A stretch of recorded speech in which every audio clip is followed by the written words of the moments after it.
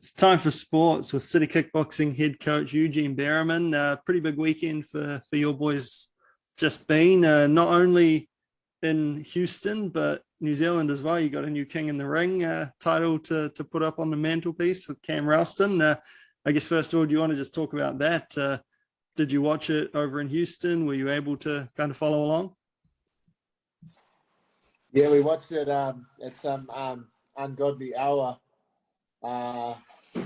Well, maybe 2 or 3 in the morning. So the extended team watched it, but obviously the fighters they were obviously resting for the big fight the next day. But it was super exciting. It was super exciting to watch. But we were, yeah, obviously we were ecstatic. I thought we'd have 2 in the final. I thought Mark was a little bit hard done by. I couldn't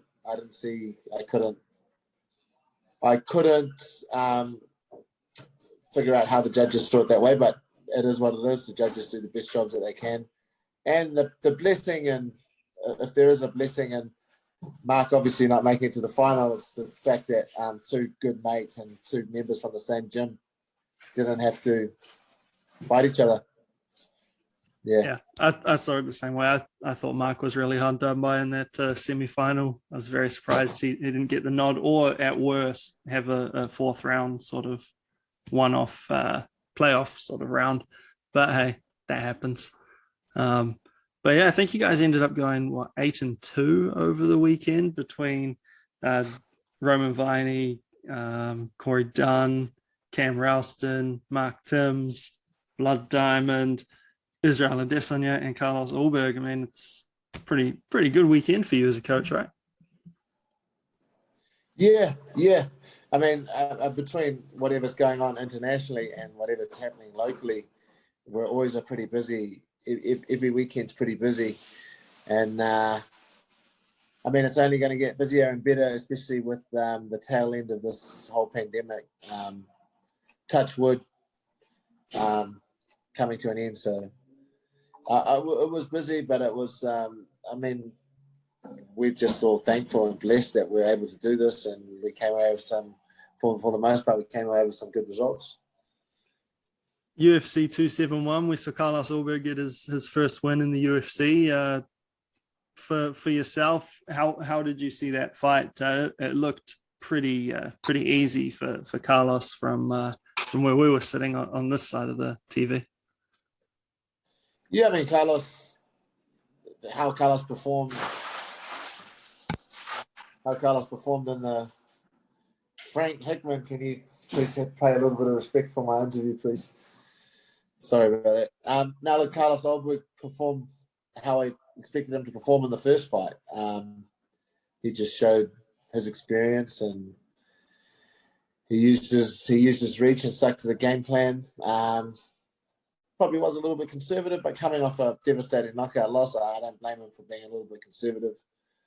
We did try to, me, Tristan, Andre did suggest a couple of things just to kind of help him move the fight towards maybe a finish, but alas, Carlos wasn't able to find those things. So, but still very happy with the performance, and Carlos can just build from that. Yeah. Pretty tough way for Blood Diamond to enter the game.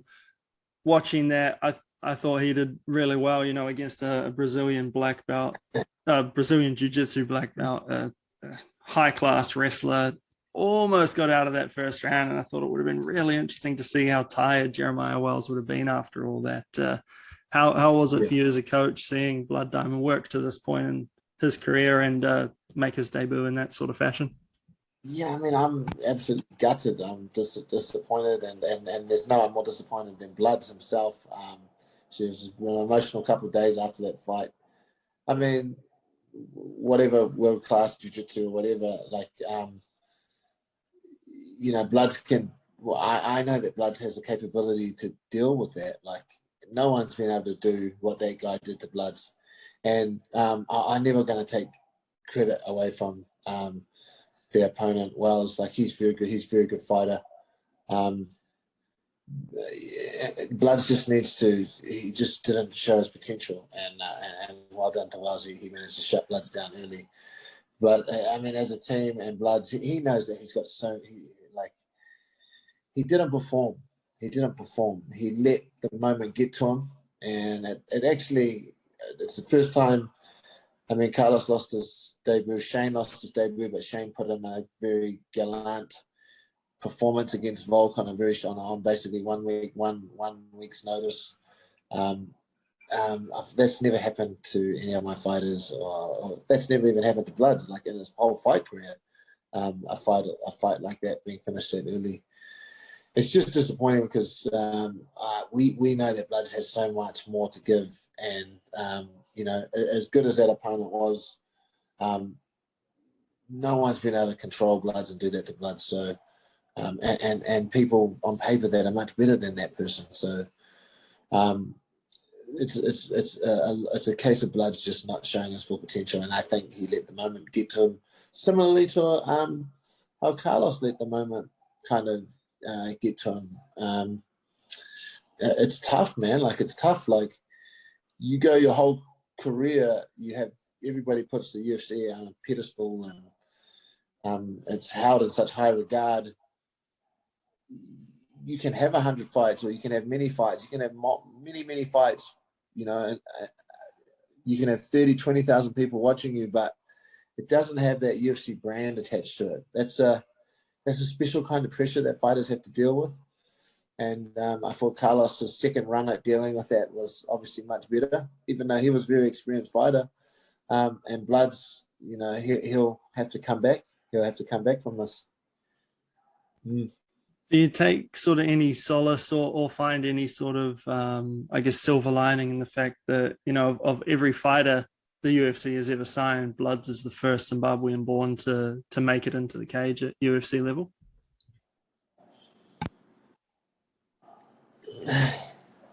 A little bit, but the first thing we have to do with Bloods is we need to get him back in there, and we need to show that performance was it was an anomaly. Like that should never happen to Bloods again. Like I know how much talent he's got. He knows how much talent he's got. The team knows. Unfortunately, when it comes to fight time, it's your chance to show everybody else who's not on the team, who's not Blood Diamond, who's not your training partner. It's a chance to show those people who you are as a fighter, who you are as who you are as a person, who you are as a fighter, what you bring to the table.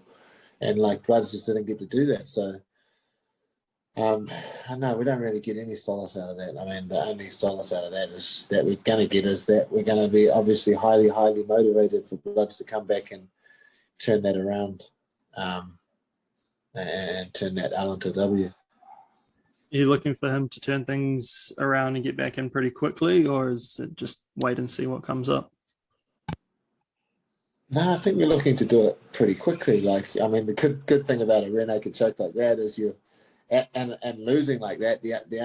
Just about the only positive thing you can get out of that is that there's relatively no injuries, and that Bloods is ready to go in terms of injury. There's no injuries. There's no wear and tear. He had a good rest, so looking to get into there relatively quickly now.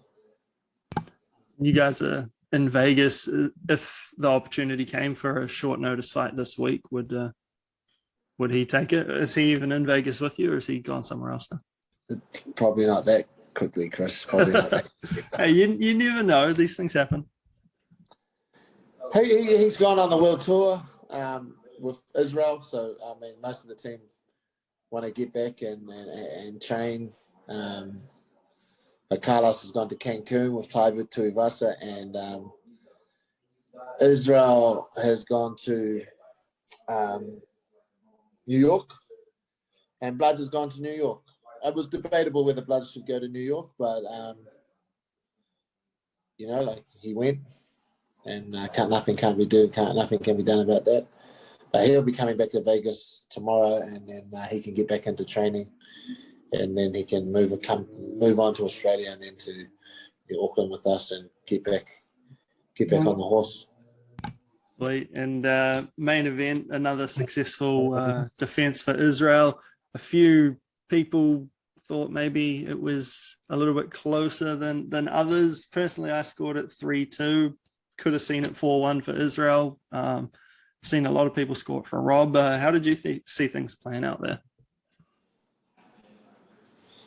Yeah, a bit of a strange one. Like, I mean, I really intentionally try to stay off the media and stuff, off the social media and stuff. Like after a fight, I try to give it a couple of weeks before I even accidentally look at anything. But I have heard from the boys that there was a bit of controversy over the scoring. But yeah, it's a weird one because normally, like when I'm cornering a fight and when me and the coaches are cornering a fight, we kind of know when it's going to be controversial. You kind of have a feeling because you feel like the fight is close, and you feel the anxiousness during the fight and the anxiety during the fight. But this was a weird one where none of us really felt that. Like all four coaches, Tristan, Frank, and Andre, like we never at any stage in that fight felt that we weren't winning. And it's quite a shock to hear that there's any controversy over it, just because it's just not reflected in how we were feeling when we were actually cornering, funnily enough. So, and that's the first time that's ever happened. Like normally when there's a close decision and it's going to be controversial, we actually know that during the fight. But this one, we didn't feel that anxiousness at all. So it's just, if anything, it kind of makes me think maybe were we off, but when you get four, world-class coaches, all kind of like on the same wavelength, I think people out there are just reaching. To be honest, they're just reaching for like Israel's reached this funny place right now, like kind of rarefied air, if you like. I hate to make the comparison with Floyd Mayweather, but he's the one that comes to mind. Floyd got to a point in his career where judges, referees, fans were just looking for any little reason for him to lose. Like every fight he would have, there's a million people saying he lost just because he got, punched a few times, but then when you looked at the fight and especially if you looked at it statistically, like there was no way logically that you could give the fight to Floyd. Israel's reaching that kind of, he's reaching into that sort of space now where people just want to see him lose. Judges just want to see him lose. And every little excuse that you can give for the other person to win, you're going to give them, and you're going to give them tenfold because it's, Israel's reached that kind of popularity and he's a polarizing character. And it's just another challenge for us as a team to deal with. And we'll just continue dealing with it. Yeah. I've seen a few things of people saying, Israel's fighting style in the last couple of fights has been a little bit boring. Like he's not going into the fire or whatever. What do you think when you hear things like that? Like, this guy who's unbeaten in the weight class, 22-0, world champion. People are criticizing him for not going into a brawl when he's quite easily, winning fights. Well, this is the thing, and part of the reason why I don't listen to people is obviously because I'm not in the media and I have to listen to them to you. But I also understand that in this world, there is literally a couple of handfuls of people that you should listen to that even know about the sport. And most of the people that people think know about the sport, they know nothing about the sport. Most of the general fans who hold a lot of these people in high esteem and high esteem, they don't know nothing about the sport. They just were really good at social media. Like there's only a very select few people that you should ever listen to when it comes to this industry, and I know who they are. And look, like I said, it comes down to the only person that got hurt maybe 2 or 3 times was Robert. who clearly got rocked in the first round. Israel, I felt could have put the heat on then, but he chose not to. He went like this with his hands, so he didn't feel comfortable going for the finish in the first round, which is fine. That's a choice he made. He hurt Robert in a couple of other instances. Not once was Israel hurt. Not once was Israel rocked. He barely sustained any damage at all. The only damage he sustained is on his right foot from kicking the hell out of Robert. Who's taking the risks in the fight? Like, we're the only person that hurt the other person. By that logic, it sounds like we took the most risks. And then on top of that, like, why do we have to take risks if we're winning the fight? We're like an offensive counterpuncher, counterfighter. Like, yeah, we can put offense together, but we shine when the other person decides to take some risks and come at us. That's how Robert got knocked out last time. And that's how Costa got knocked out. That's where we shine. So we're waiting for them to have that moment. And then, I don't know, I guess the only other, I don't know how to answer that. I mean, the other thing is, like, we did what we had to do to win. Maybe some of the fans, maybe we should give some of the fans, like a big gold bar. And we should grab that gold bar and put it in front of bar if you can win by knockout, by points. And we'll see how much they risk their gold bar at. We'll see how much time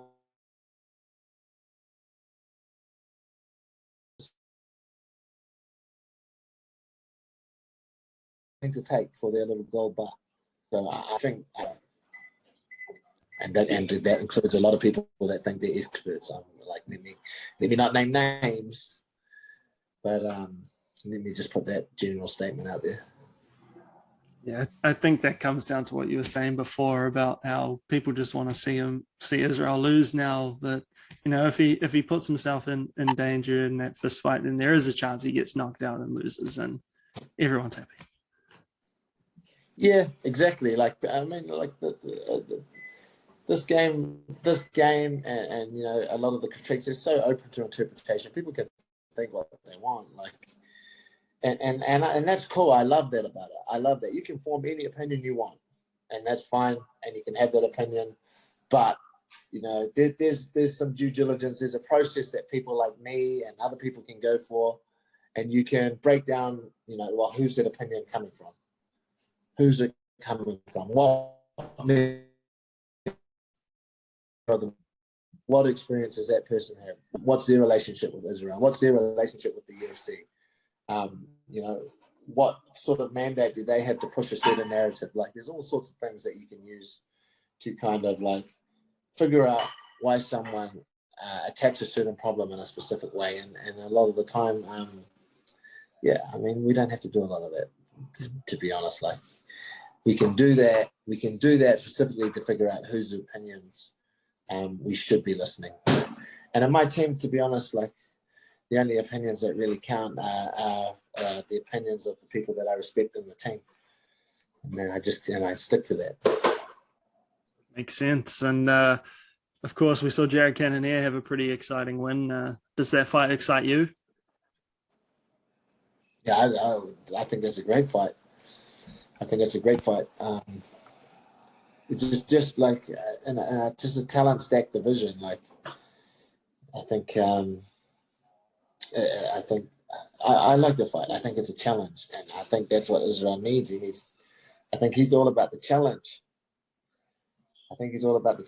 Like, he understands that in the position he's sitting, there's no easy fights. There's only challenges.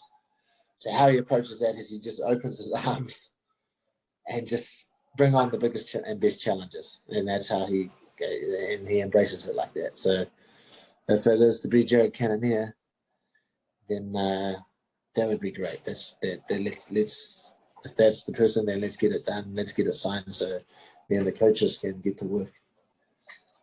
I saw your interview with Ariel the other day, throwing a little bit of shade at Tim for pushing Sean Strickland for a title shot. I did have a counterpoint for Strickland. Maybe book him against Till, and then you might get the Till fight later in the year, like you guys have always wanted.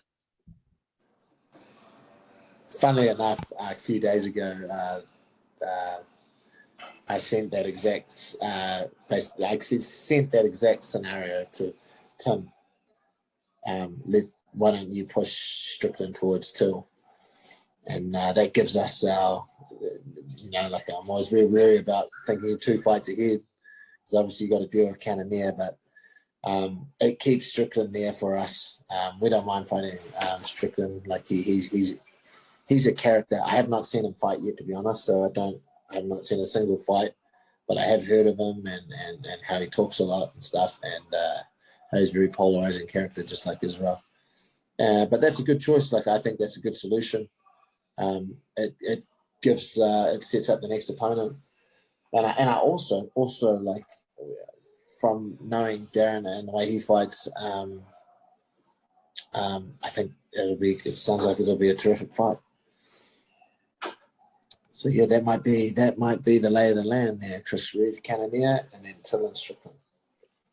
Do you think if things go to plan later this year, we might see Israel move back to 205? I know they have Glover Teixeira and Yuri Prochazka fighting for the title. Is there maybe one of those guys you'd rather fight and see who has the belt and kind of work from there, or is it down the track?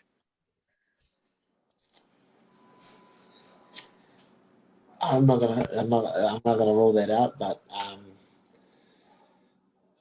I believe that Israel will go to 205 at some point. But the difference being this time, me and the coaches and the management, we kind of gave them a very strong suggestion that now might be the time to make the 205 in terms of with the Arn fight. I said, that might be the most opportune time for us to make a little move to 205. This time we're going to leave it to Israel. Moving away a little bit from the UFC, a couple of fighters on the PFL Challenger Series, BJ Bland and Michelle Montague, coming up in the next month or so. Big opportunity. And I know for BJ, he was looking like he was going to get in the lightweight division before COVID, and then that kind of scrapped things. Must be nice to see him get another opportunity. Yeah. I mean, this means everything to BJ. This is everything that he's worked for his entire career. I think BJ might have started relatively around the same time I started fighting. Obviously, he was a lot younger when he started, but so he's been around a long time, and he's a world-class fighter, and he just wants the opportunity to show it. He does have to enter the Challenger Series. The difference is, before COVID, we obviously had him in the actual season, but COVID happened and the PFL restructured a little bit, so now he has to go through the Challenger Series. But BJ's been training for this his whole life, but he's been training hard for the last 12 weeks. So I'm very happy for BJ and confident that he can get himself into the PFL $1 million season. So I'm looking forward to it. Is that the same with Michelle? How much do you guys really have to do with Michelle? I know she does come up and train at City Kickboxing, but she's primarily based with Core MMA, right?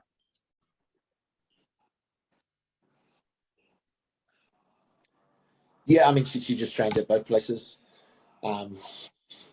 Last year, before I'd even heard of the Challenger Series, Ray sent me a message and asked about Michelle. So they obviously, PFL had Michelle on their radar, and obviously because of her stellar amateur career.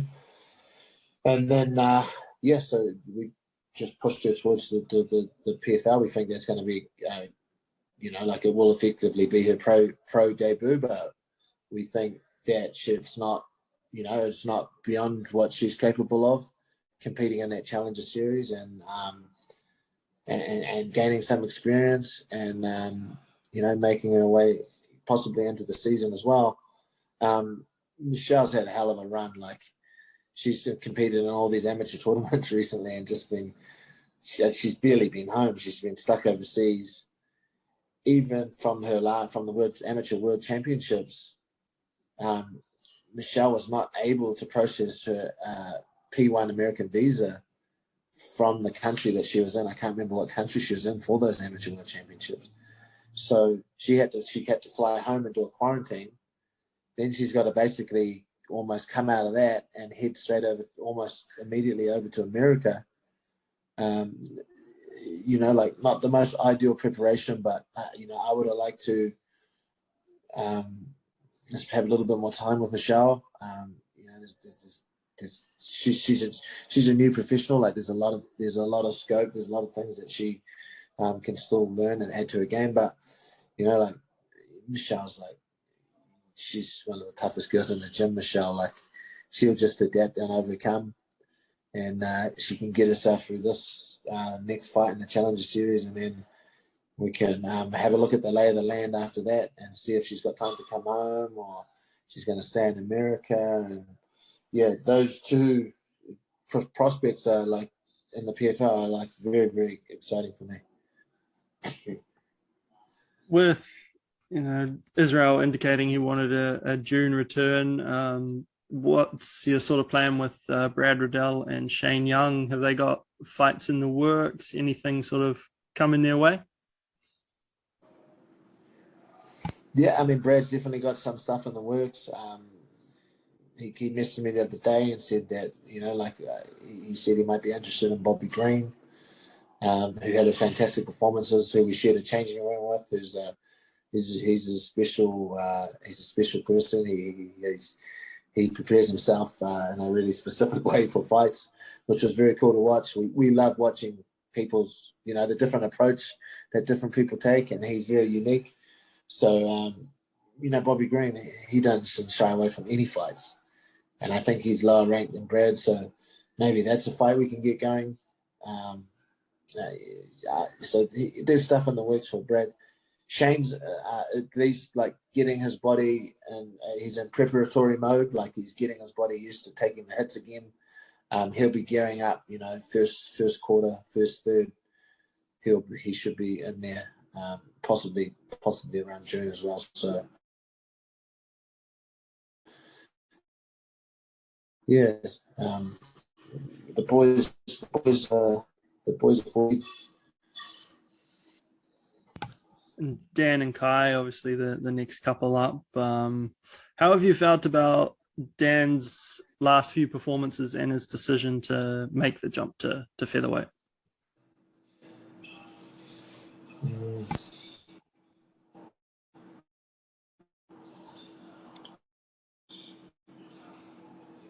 Yeah, look,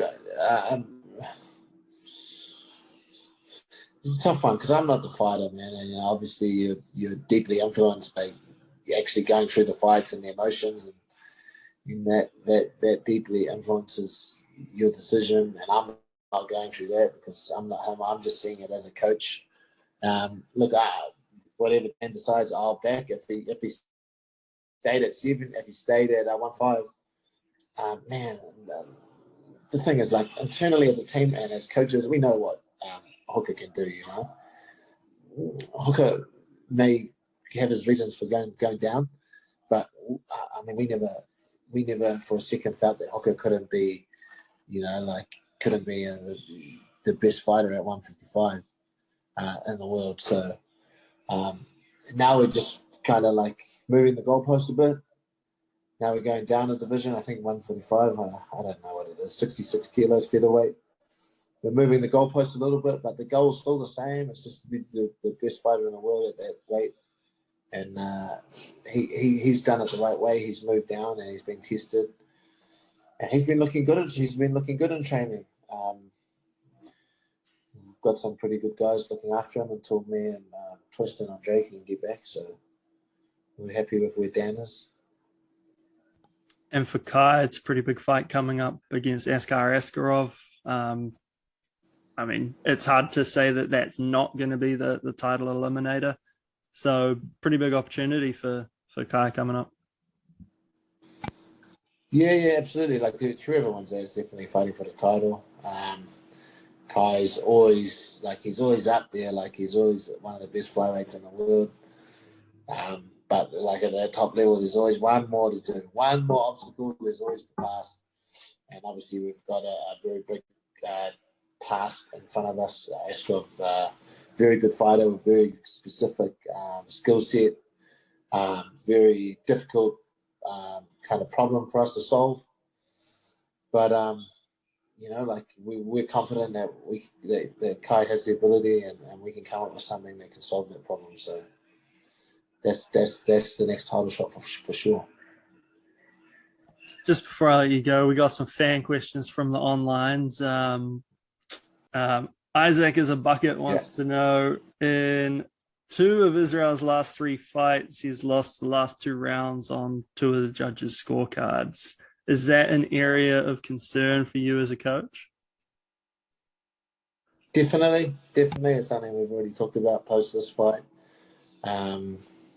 It's something that we've noticed off the back of the last fight. So it's something that we'll address. Me and the coaches will address. The coaches have already brought that up to me, and we've already talked about it extensively already. So for sure. Had a few people ask about. It's not. But by the way, some of those are dubious though. But whether it's dubious or not, it's about. Then we need to be more convincing. If you have a poor judge, at the end of the day, if you have a bad judge, then you have to be even more convincing so that you're able to, mitigate the risk of that poor judge. So it still comes down to us, no excuses. Had a few people ask about Israel's new deal and for like a ballpark figure. Do you find it a little bit strange just how much everyone wants to know how much Israel's getting paid? Yeah, it's definitely a bit abnormal. The way I grew up, you never ask about people's money or how much money they make or how much money they have in their wallet. It was like I just got taught not to do that. So I don't know if it's a new generational thing that it's okay now nowadays to ask what other people are making. But the way I grew up, that's like a private thing and it's got nothing to do with other people. So I actually do find that very strange. How did you feel when that got signed off? I mean, by the sounds of it, it's a pretty big achievement for Israel on top of everything he's already done. And obviously you've got a hand in the management side of things these days as well.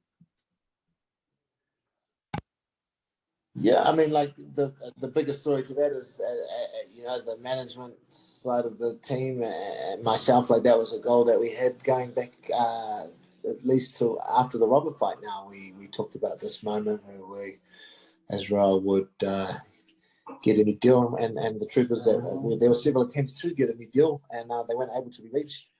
We felt, the UFC and ourselves felt that we had to do more work to reach those deals, and we went ahead and we did more work and we won certain fights and we lifted our profile, and then we came to an era where there was an agreement, and so it's part of a much longer term goal than something that just came to fruition in the last week before the fight. So for me and for Ash and Tim, that's something that we've been working on for a long time now, and it was a great relief to get that done. Jake O'Neill, 31, wants an update on Navajo Sterling and just how he's progressing since he's made the move up to CKB.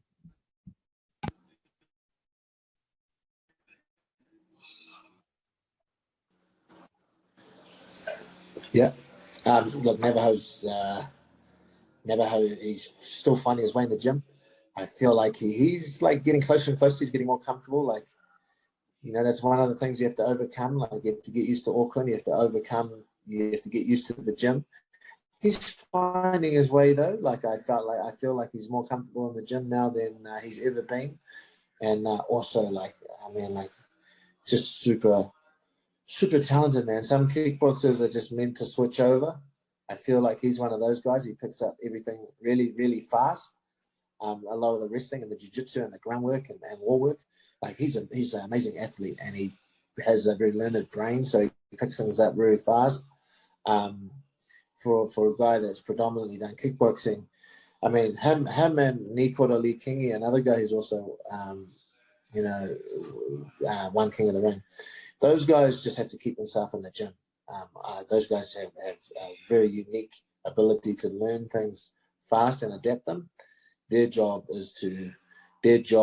and their family's job, or whoever their support systems are, they need to keep those guys in the gym, and things are going to happen for them.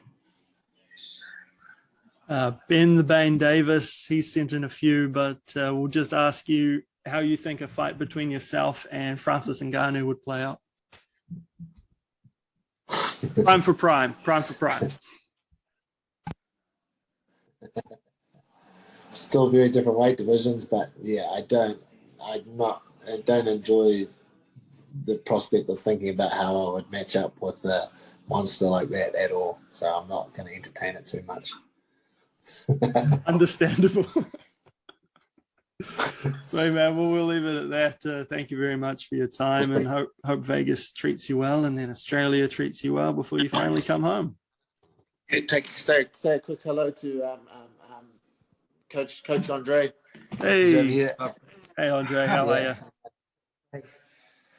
That's our Ukrainian wrestling team. That's how we call them. All good. Now everyone knows their faces. Yeah, absolutely.